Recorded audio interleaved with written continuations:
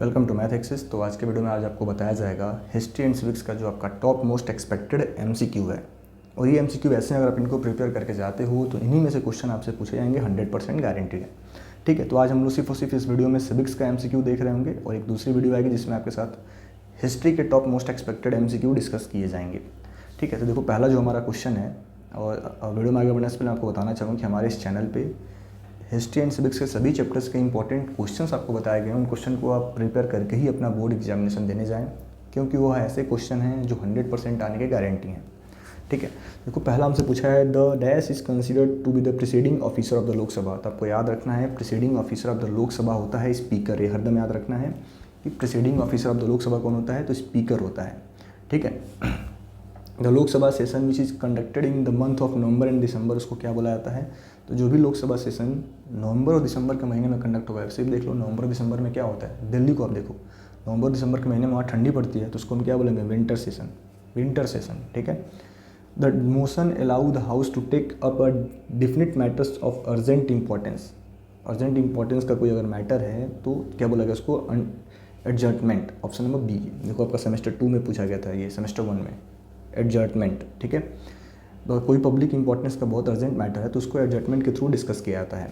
What is the quorum of Indian parliament. Quorum of Indian parliament क्या है कि quorum is the minimum number of members required to present in order to conduct sitting or enable the business of the house. तो 1/10 of the total membership अगर parliament में available रहेगा, जो भी members हैं पार्लियामेंट में हमारे, अगर उसके 1/10 लोग भी अवेलेबल रहेंगे तो पार्लियामेंट हमारी चल सकती है, उसके मीटिंग्स कंडक्ट हो सकते हैं। ठीक है, तो ये आपको याद रखना है। तो मिनिमम क्योरम क्या है, 1/10। फिर अगला पूछा गया कि which of this statements regarding the speaker is false. पहले को कि he she is the presiding officer of Lok Sabha, तो सही है। Elected from among the members of Lok Sabha, ये भी सही है। Elected when the newly elected house meets for the first time, ये भी आपका सही है। The members of both the houses or to choose the speaker, ये गलत है, क्योंकि देखो लोकसभा का स्पीकर है तो उसको सिर्फ और सिर्फ members of Lok Sabha he select करेंगे। ठीक है, तो 5 क्वेश्चन इनको आप ध्यान से पढ़ेंगे, इनको आप थोड़ा सा पढ़ के अगर याद करते चलोगे तो बहुत जल्द आपके सारे के सारे एमसीक्यू प्रिपेयर हो जाएंगे। फिर अगला पूछा गया है क्वेश्चन नंबर 6 है। ठीक है, कि the right of the members to dash is known as interpellation. क्या बोला गया कि आस्क क्वेश्चन को बोला गया इंटरपेलेशन, यानी कोई भी मेंबर का राइट क्या है कि क्वेश्चंस पूछ सकता है। When parliament is session 1 hour a day is reserved for asking question, the right for asking question is called the right of interpellation. The MPs can ask any question relating to the policy of government, the ministers concern is obliged to answer such questions. यानी कि मतलब क्या है कि जो कोई भी हमारे एमपी हैं उनको राइट है कि वो अपने क्वेश्चंस को पूछ सकते हैं क्वेश्चन आवर के समय, उसी राइट को बोला गया राइट ऑफ इंटरपेलेशन। ठीक है, और इस समय क्या होता है, किसी भी गवर्नमेंट पॉलिसी से रिलेटेड क्वेश्चन अपने पूछ सकते हैं, और जो भी उस कंसर्न डिपार्टमेंट का एमपी होगा, और सॉरी मिनिस्टर होगा, उसको उसका आंसर देना होगा। ठीक है, अगला क्वेश्चन पूछा गया कि Lok Sabha members from states and Lok Sabha members from union territories. देखो लोकसभा मेंबर्स फ्रॉम स्टेट, देखो हमारे लोकसभा में टोटल 545 मेंबर्स हैं। 530 मेंबर्स कहाँ से आते हैं, तो स्टेट से आते हैं। 20 members are representative of union territories. जो हमारे 20 मेंबर्स होते हैं वो क्या हैं, तो members of union territories 20, option number C. ठीक है, उसमें कुछ नॉमिनेटेड भी होते हैं, बहुत सारे जगह पे ऐसा है कि सीट खाली भी रहती है, तो आपको याद रखना है। अंडर व्हाट सर्कमस्टेंसेस में the term of Lok Sabha is extended by 1 year at a time. अब किस कंडीशन में जो लोकसभा का टेन्योर है एक साल के लिए बढ़ाया जा सकता है, जब आपका नेशनल इमरजेंसी हो। जैसे आपने देखा होगा कि क्या होता है, 5 साल के लिए गवर्नमेंट चुनी जाती है, बट अगर किसी कारणवश से हमारे देश में नेशनल इमरजेंसी है तो उस गवर्नमेंट को 1 साल के लिए आगे एक्सटेंड किया जा सकता है। ठीक है, तो अगला क्वेश्चन आप सभी के लिए है question number 9। Stands to safeguard the distribution of powers among the centre and the states and to the prevent any action against the provision of the constitution. तो इसके लिए कौन है, इसमें सुप्रीम कोर्ट है। सुप्रीम कोर्ट भी जो कोई भी डिस्प्यूट अगर आपके स्टेट गवर्नमेंट और सेंट्रल गवर्नमेंट के बीच में होता है तो उसको कौन सही करता है, उस पर कोई भी जो निर्णय कौन लेता है, तो आपका सुप्रीम कोर्ट उसके बीच में आके दोनों का मैटर को सॉल्व करता है। आपने कई बार देखा होगा कि हमारे देश में भी ऐसा चलता रहता है कि बंगाल और हमारी जो सेंट्रल गवर्नमेंट है आपस में भिड़ जाती है, ठीक है। Which of the following is not a single concept in respect of the federal setup in India, ठीक है। Which of the following is not a single concept in respect of federal setup in India, तो जो हमारा जो legislature है वो single concept नहीं है, ठीक है। देन अगला हमारा क्वेश्चन आता है इसी में, ये क्वेश्चन आपका है, the president address is prepared by, ठीक है, cabinet. The president address is prepared by cabinet, इसको कौन प्रिपेयर करता है? Cabinet. The union cabinet being the executive arm of the office of the president prepares the president address on basis of plans and policies undertaken. तो कभी भी आपको याद रखना है कि जो प्रेसिडेंट का एड्रेस मतलब प्रेसिडेंट क्या बोलेंगे दोनों सिटिंग्स में, उसको कौन प्रिपेयर करता है? तो हमारा cabinet. Which of the following the correct composition of the Rajya Sabha, Rajya Sabha में कितने मेंबर्स हैं टोटल? तो हमारे राज्यसभा में टोटल 252 टोटल इतने मेंबर्स हैं 262, जिसमें 250 इलेक्टेड हैं, बाकी 12 हमारे क्या हैं? नॉमिनेटेड है। सॉरी मैंने गलत बता दिया। टोटल हमारे राज्यसभा में 250 मेंबर्स हैं, जिसमें से 238 हमारे इलेक्टेड हैं एंड 12 हमारे नॉमिनेटेड हैं। ऑप्शन नंबर बी, ठीक है, ठीक है। तो आपको याद रखना है टोटल राज्यसभा का स्टैंड 250 और टोटल लोकसभा का स्टैंड 548। ऐसा पूछा गया, the Rajya Sabha is called permanent house because 1/3 members retire every 2 years. हर 2 साल पे क्या होता है? राज्यसभा के 1/3 मेंबर रिटायर हो जाते हैं, बाकी हमारे राज्यसभा, इसलिए इसको क्या बोला गया? Permanent house. इसमें कभी भी ऐसा नहीं कि प्लेस वैकेंट होता है, कोई ना कोई हरदम राज्यसभा में रहता ही रहता है। Which of the following is which of this is considered to be an exclusive power of the Rajya Sabha. Exclusive power of Rajya Sabha क्या है? कि it can approve an ordinary bill, नहीं। It can make amendments to the constitution, नहीं। It can empower parliament to make law on the state list.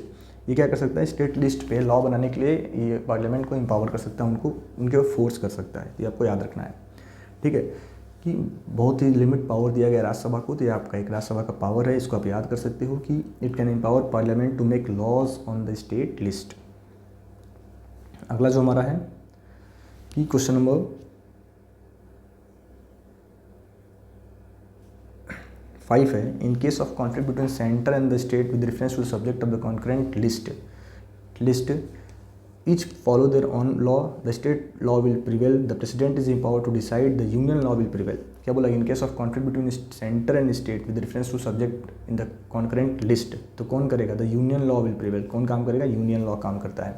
क्या बोला गया? Both the centre and the states government can make law on the subjects of concurrent list, but in case of conflict, देखो centre और state दोनों को अपना rule है कि आप अपना लॉ बना सकते हैं किसी कॉन्करेंट लिस्ट पे, बट अगर किसी बात को लेकर कॉन्फ्लिक्ट होगा तो यूनियन गवर्नमेंट का ही जो रूल है उसको माना जाएगा, ठीक है। State of the following can be initiated in the Lok Sabha only.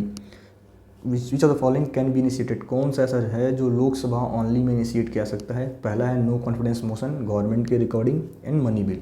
Money bill सिर्फ और सिर्फ लोकसभा में आता है, राज्यसभा में नहीं आता है। Which of the following statement about ordinance is false, promulgated by the president, issued when the parliament is not in session, has to be approved within 6 months from the assembly of the parliament, has to be approved by both the houses of the parliament, ठीक है। देखो ordinance बोला ना, the following statement about the ordinance is false, ये option number C है, ये हमारा false है, ठीक है। ऑप्शन नंबर सी क्या बोला गया? Ordinance can last maximum for a period of 6 months and it ceases to exist if parliament takes no action within 6 weeks from its reassembly, so the maximum life of an audience can be 6th month, ठीक है।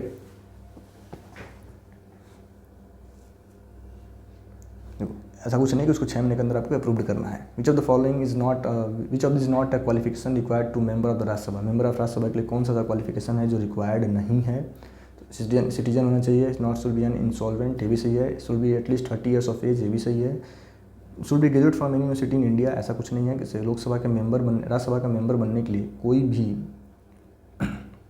क्या लो कोई भी तुमसे आपसे क्या पूछा गया है कि नॉट अ क्वालिफिकेशन, कोई भी डिग्री रिक्वायर्ड नहीं है। देखो हमारे पॉलिटिक्स में, इंडिया के पॉलिटिक्स में कोई भी लीडर बनने के लिए कोई पढ़ाई की ज़रूरत नहीं है। तो ऐसा कोई पढ़ाई का कोई डिग्री नहीं बनाया गया कि आपको ग्रेजुएशन करना पड़ेगा, 10th पास होना होगा, 12th पास होना होगा, कुछ नहीं, ठीक है। तो राज्यसभा का मेंबर होने का ऑप्शन क्या क्या है आपका?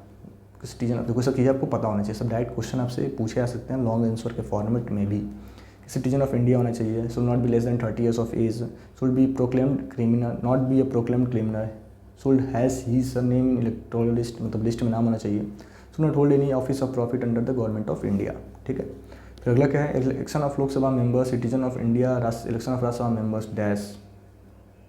Election complete the following election of Lok Sabha members, citizen of India, election of Rajya Sabha member, ये भी क्या होता है। तो राज्यसभा मेंबर जो हमारा लोकसभा का इलेक्शन होता है उसको कौन चुनता है, तो उसमें हम लोग अपने लोकसभा के मेंबर्स को डायरेक्ट जो हमारी कह लो सिटीजन ऑफ इंडिया होते हैं वो लोग इलेक्ट करते हैं। बट राज्यसभा का मेंबर में कौन पार्टिसिपेट करता है, तो state members of legislative assembly, ठीक है, वो लोग इलेक्ट करते हैं by single transferable vote system. यानी जो हमारी स्टेट गवर्नमेंट होती है उनके जो मेंबर्स होते हैं वो अपना वोट देते हैं किसके लिए, तो इलेक्शन ऑफ राज्यसभा के लिए।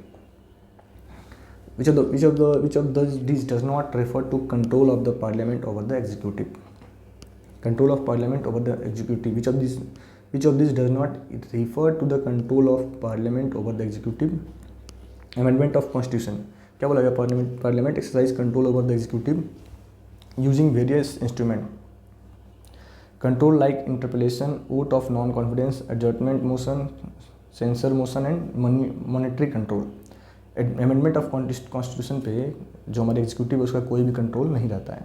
Under article 312 which house of the parliament is empowered to decide to constitution and all India service, तो इसको कौन बोला गया, सिर्फ और सिर्फ राज्यसभा को पावर है। Under article 312 which house of the parliament is empowered to decide to constitute and all India service, तो ऑल इंडिया सर्विस को कौन कॉन्स्टिट्यूट करता है, तो राज्यसभा, ठीक है। What among the following is correct about the Rajya Sabha? It is a permanent house, सही है। It is the upper house of the parliament, ये भी सही है। Its concept is taken from the House of Commons of British Parliament, ठीक है, ये गलत है, बाकी ऑप्शन ये आपका सही है, सिर्फ और सिर्फ पहले दोनों सही हैं, ठीक है। अगला क्वेश्चन आपसे पूछा गया कि who among the following does not belong to the electoral college of the president, यानी जो प्रेसिडेंट का हमारा इलेक्शन होता है, आपको पता है कि प्रेसिडेंट का इलेक्शन इनडायरेक्ट इलेक्शन होता है प्रेसिडेंट का, तो कौन से ऐसे हैं जो पार्टिसिपेट नहीं करते हैं, तो nominated member of the Lok Sabha, इनको पार्टिसिपेट करने का पावर नहीं है, ठीक है। All the disputes regarding the election of the president shall be decided by which of the following, तो इसको कौन डिसाइड करता है, तो सुप्रीम कोर्ट ऑफ इंडिया, ठीक है। The president of India can render his her resignation to which of the following dignitaries, किसको दे सकता है, तो वाइस प्रेसिडेंट को अपना देंगे, किसको देंगे, वाइस प्रेसिडेंट को। कभी भी जो प्रेसिडेंट हमारे होंगे इंडिया के वो अपना रेजिग्नेशन किसको देते हैं, तो वाइस प्रेसिडेंट ऑफ इंडिया को, ठीक है। How many this members are nominated by the president to the parliament, how many members are nominated by the president to the parliament, तो कितने होते हैं, 14, ठीक है। Rule in a state can be imposed on the recommendation of which of the following, ठीक है। Rule in a state can be imposed on the recommendation of which of the following, the government of concerned state. President rule किसी भी state पे कब लगेगा, जब उस state की गवर्नमेंट अगर प्रेसिडेंट रूल लगाने के लिए कहेगी तो ही हमारा प्रेसिडेंट रूल रख सकता है, ठीक है। अगला है कि who is the ex officio chairman of Rajya Sabha, तो आपको पता होगा vice president is the ex officio chairman of Rajya Sabha. Which of the following articles of Indian constitution deals with the vice president, vice president से कौन सा आर्टिकल डील करता है, तो आर्टिकल 63, यानी इसमें बताया गया आर्टिकल 63 में कि हमारा जो इंडिया के वाइस प्रेसिडेंट होंगे उनके क्या कुछ रूल्स होंगे, क्या कुछ होंगे पावर्स होंगे। The nomination of the vice president should be proposed by at least dash electoral and other electorals as a seconds, कम से कम जो नॉमिनेशन ऑफ वाइस प्रेसिडेंट होंगे उनको नॉमिनेशन करने के लिए कम से कम आपको 20-20 के रेशियो में मत मिलना चाहिए, ठीक है, तभी आप वाइस प्रेसिडेंट के इलेक्शन के लिए नॉमिनेट कर पाएंगे। What will the quorum for conducting a meeting of the Rajya Sabha, Rajya Sabha की मीटिंग कंडक्ट करने के लिए कम से कम 25 लोग उसमें होने चाहिए, वही 110 आपको याद होना चाहिए कि 250 का 1/10 क्या होगा, याद कर लो कि कभी भी कोरम का मतलब क्या है कि 1/10 मेंबर कम से कम प्रेजेंट होना चाहिए तभी मीटिंग प्रोसीड होगी, वरना नहीं होगी 25, ठीक है। The vice president can remove from office by a resolution passed by majority in dash and accepted by dash, Rajya Sabha में पास होगा और speaker of Rajya Sabha and Lok Sabha.